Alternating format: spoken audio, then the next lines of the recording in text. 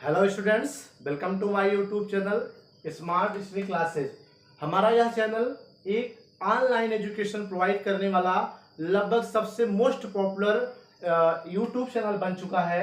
और यहाँ पर क्लास 12 के स्टूडेंट्स के लिए, जो कि साइंस वर्ग के स्टूडेंट्स होते, विज्ञान वर्ग के लिए Hindi, English, physics, chemistry, math, biology, every subject का वीडियो प्रोवाइड किया जाता है। क्योंकि यहाँ पे आज हम इंट्रोडक्शन देंगे कि बायोलॉजी में कौन सा सिलेबस है और किन किन स्टूडेंट्स के लिए है। तो सबसे पहले हम बताएंगे आपको कि यह बायोलॉजी जो सब्जेक्ट का वीडियो हम आपको प्रोवाइड करेंगे वह हिंदी मीडियम के स्टूडेंट्स के लिए होगी, पहली चीज, ठीक है। और हिंदी मीडियम के उन स्टूडेंट्स के लिए है, चाहे वो यूपी बोर्ड के स्टूडेंट्स हो, चाहे एमपी बोर्ड के स्टूडेंट्स हो, चाहे बिहार बोर्ड के स्टूडेंट्स हो, और चाहे यूके, उत्तराखंड हो, राजस्थान हो, ठीक है। मतलब अलग अलग, सिर्फ इतने ही राज्य नहीं, जितने हिंदी मीडियम के बोर्ड से हैं राज्यों के, सभी उन स्टूडेंट्स के लिए, स्टूडेंट्स को हम आज बायोलॉजी सब्जेक्ट से रूबरू कराने जा रहे हैं। क्योंकि वीडियो सीधा टॉपिक, सीधा चैप्टर पे चलने से पहले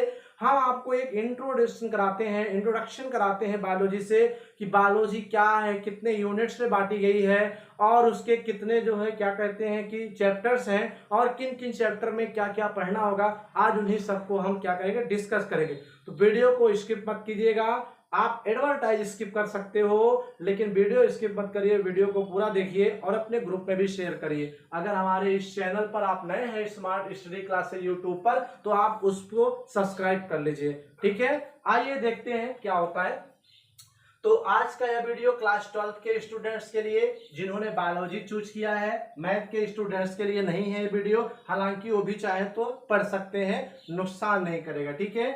और biology subject MP board, Bihar board, UK, Rajasthan व अन्य हिंदी मीडियम की बोर्ड के स्टूडेंट्स के लिए है, जो 2022 में बोर्ड एग्जाम देने जा रहे हैं, ठीक है।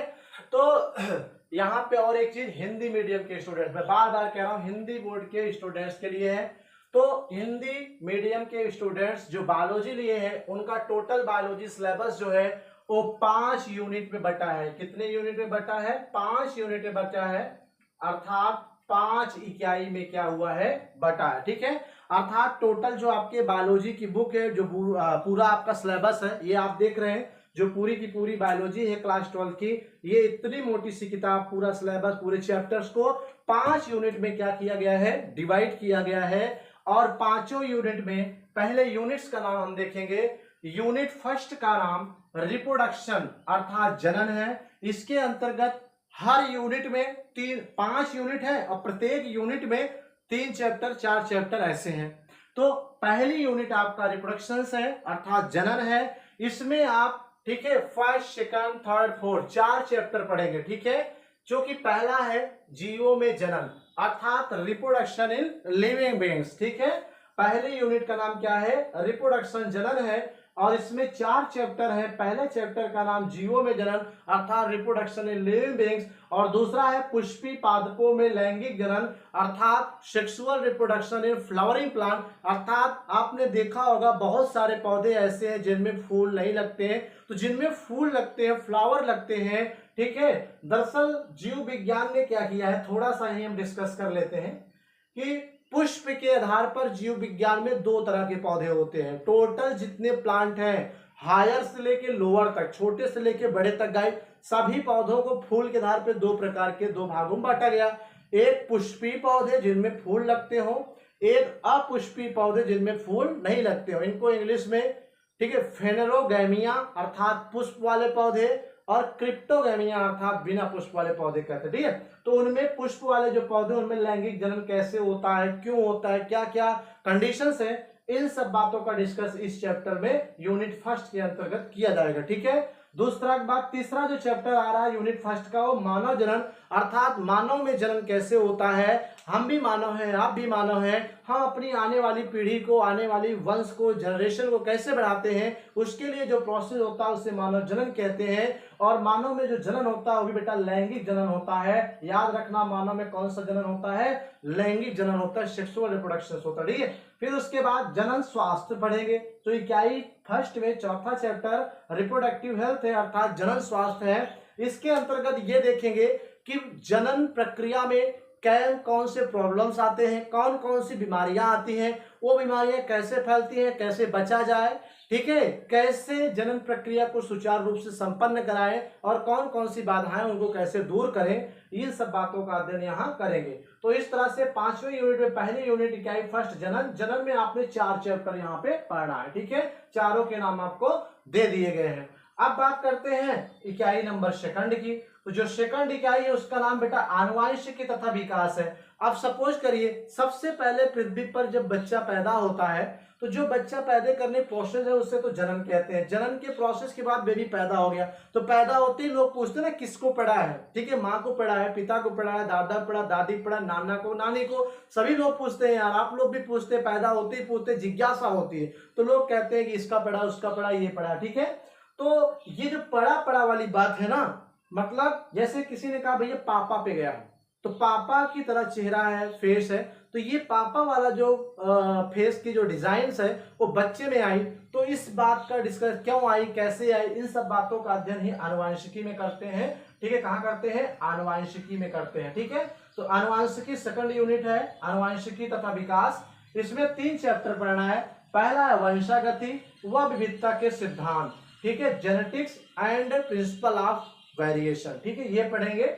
दूसरा है वंशागत का आणविक आधार, मॉलिक्यूलर बेस ऑफ जेनेटिक्स, अर्थात जो वंशागति होता है, वंश माने जान ही रहे हो, आपके बच्चे, आने वाली पीढ़ियां, संतान, गति माने जाना, ठीक है, उसका मतलब जैसे आपके रंग रूप आकार आपके होने वाले बच्चे पर जाएगा तो वहां पे गति कर रहा जा रहा है, तो कौन ले जा रहा है, इसका आणविक आधार क्या है, ऐसा कौन सा पदार्थ है जो एक पीढ़ी से दूसरे पीढ़ी में अर्थात माता पिता से लक्षण को बच्चे में ले जाता है, तो उन सब का अध्ययन हम यहाँ करेंगे, ठीक है। और तीसरा डेवलपमेंट, मानव विकास के बारे में हम क्या करेंगे, अध्ययन करेंगे, कहां पर, सेकंड इकाई में। इस तरह से द्वितीय जो आपका यूनिट है, सेकंड यूनिट, उसमें 3 चैप्टर कवर करना है, ठीक है। अब तीसरी इकाई है, तीसरी इकाई में भी आपको 3 चैप्टर क्लियर करना है, जिसमें मानव कल्याण में जीव विज्ञान, ये तीसरी इकाई का क्या नाम है, क्या है, नाम है, ठीक है। तो यहाँ पे एक और चैप्टर है, सॉरी मिट गया है, मानव कल्याण में सूक्ष्म जीव, ठीक है, मानव कल्याण में सूक्ष्म जीव, ये 3 आपको chapter, first second and third, ये 3 चैप्टर आपको इकाई नंबर तीसरे में भी पढ़ना है, ठीक है। तीसरी इकाई का नाम मानव कल्याण में जीव विज्ञान, अर्थात जो बायोलॉजी होता है वो क्या मानव कल्याण के लिए, ठीक है, मानव के शारीरिक स्वास्थ्य के लिए, मानव के विकास के लिए हेल्पफुल है, अगर है तो कैसे, तो इस बात का अध्ययन हम 1, 2, 3 चैप्टर के माध्यम से करेंगे, जिसमें पहला चैप्टर मानव स्वास्थ्य एवं रोग, अर्थात मानव स्वास्थ्य कैसे बनाया जाए, कैसे उनमें रोग होते हैं, उनके निदान क्या है, उनसे बचा कैसे जाए और उनके लिए कौन कौन सी औषधियां हैं, ठीक है, कौन कौन से रोग हैं, उनके लक्षण क्या होते हैं, इन बातों का अध्ययन हम यहाँ करेंगे, ठीक है। जैसे अभी आपको पता करना कोरोना क्या है, कौन सी बीमारी है, जीवाणु से होती है, विषाणु से होती है, कैसे फैलता है, क्या बचाव है, उपचार, इन सब बातों का अध्ययन हम यहाँ नहीं करेंगे, बल्कि मानव स्वास्थ्य एवं रोग चैप्टर के अंतर्गत करेंगे। और दूसरा है खाद्य उत्पादन में वृद्धि की कार्य नीतियां है ये, ठीक है, अर्थात खाद्य का मतलब हो गया फसल, जो आप गेहूं, चावल, बाजरा जो उत्पादन कर रहे हो, ठीक है, पैदा कर रहे हो, वृद्धि की कार्य, इसमें कैसे पैदावार में वृद्धि हो, उसके लिए क्या कार्य नीतियां हैं, प्लान्स हैं, उन सब के बारे में अध्ययन करेंगे, ठीक है। जैसे कि आपको पता है कि आने वाले समय में दिनों दिन क्या हो रही, खेती वाली जमीन कम हो रही है, क्योंकि वहां पे लोग घर बना रहे हैं, प्लांट डाल रहे हैं और जनसंख्या दिनों दिन बढ़ रही है, इसलिए भोजन की ज्यादा आवश्यकता होगी। तो ऐसी स्थिति में वैज्ञानिकों ने ऐसी स्ट्रेटजी का निर्माण किया है जिससे कम जगह में कम फसल में ज्यादा से ज्यादा पैदावार होगी। तो कौन सी ऐसी नीतियां, कौन से ऐसे प्लान हैं, उसका स्टडी हम यहाँ पे करेंगे, ठीक है। फिर मानव कल्याण में सूक्ष्म जीव, अर्थात जो सूक्ष्म जीव है जैसे जीवाणु, कवक, ठीक है, ये सब मानव कल्याण में हेल्पफुल है कि नहीं है, अगर है तो कैसे। भाई दूध से दही बनता है, जीवाणु बनाते हैं, फिर सिरका बनता है, गन्ने के रस से जीवाणु बनाते हैं, पनीर बनता है, ओवरऑल ऐसे बहुत सारे प्रोसेस हैं, ठीक है। मेडिकल फील्ड में जितनी एंटीबायोटिक औषधियां आती हैं जैसे सेप्रोमाइसिन, ओफ्लॉक्सिन, जिंटामाइसिन, ये सब सारी दवाइयां एंटीबायोटिक्स हैं जो कि सूक्ष्म जीवों द्वारा तैयार की हैं और यही दवाइयां मानव कल्याण के लिए प्रयोग की जाती हैं, ठीक है। तो इस तरह से सूक्ष्म जीव मानव कल्याण में हेल्पफुल है। कौन कौन से है, किन किन क्षेत्रों में, ये डिटेल हम आपको पढ़ाएंगे। तो ये 3 यूनिट आपका यहाँ पे क्लियर हुआ। अब चौथे यूनिट की अगर हम बात करें तो चौथा यूनिट हमारा जो है वो बायोटेक्नोलॉजी है, अर्थात जैव प्रौद्योगिकी है। ठीक है, यहां पर भी 3 चैप्टर कवर करने हैं, 3 नहीं सॉरी 2 चैप्टर कवर करने हैं।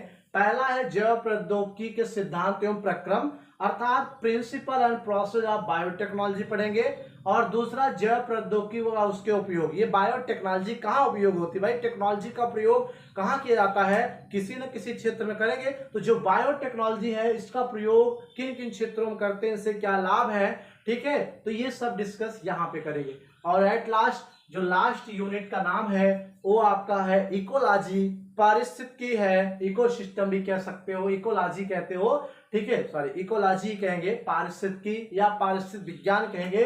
इकाई नंबर 5 है, इसमें भी 4 चैप्टर कवर करने हैं। पहला है जीव एवं समष्टियां, ठीक है, जीव क्या है, इनकी समष्टियां कैसे होती हैं, समष्टि कितने प्रकार की होती है, ये बोर्ड एग्जाम में कई बार पूछा गया है, तो ये सब भी हम डिस्कस करेंगे। ठीक है, आने वाले समय में वीडियो बना करके आपको इसका दिया जाएगा। फिर आपका परितंत्र अर्थात इकोसिस्टम क्या होता है, ये भी जलीय परितंत्र, स्थलीय परितंत्र, ये भी हम आपको यहाँ पे बताएंगे। और जैव विविधता एवं संरक्षण, इसका भी स्टडी आपको इकाई 5 में ही करना है, तीसरे चैप्टर के रूप में। ठीक है, जैव विविधता, जैव में जीव विविधता माने भिन्नता, जैसे हम हैं हाथी घोड़ा बंदर बिल्ली है, सब रंग रूप आकार खान पान में एक दूसरे से भिन्न है, बंदर घोड़ा से भिन्न है, घोड़ा बिल्ली से, बिल्ली हमसे, हम किसी और से भिन्न है। ये जो भिन्नता है जैव विविधता है, ठीक है, इसका क्यों है, कैसे है, ये सब भी हम यहाँ पढ़ेंगे। और संरक्षण, संरक्षण का मतलब आपको पता है, आने वाले समय में आप देख रहे हो कि पृथ्वी पर अत्यधिक शिकार करने के कारण शेर, बाघ, हिरण, चीता, ये सब धीरे धीरे क्या हो रहे हैं, कम हो रहे हैं। तो ऐसी स्थिति में क्या प्लान बनाया जाए, क्या प्लान गवर्नमेंट द्वारा बनाई गई है जिसके द्वारा कि इनकी जनसंख्या घटने ना पाए, इनकी संख्या में वृद्धि हो, ताकि इनका अस्तित्व पृथ्वी पर बना रहे। इस प्रोसेस को संरक्षण कहते हैं। ठीक है, रक्षण करना, सुरक्षित कैसे, कौन से प्लान है, इसका स्टडी यहाँ करेंगे। ठीक है, फिर लास्ट आता है पर्यावरण के मुद्दे। ठीक है, पर्यावरण के बहुत सारे मुद्दे हैं।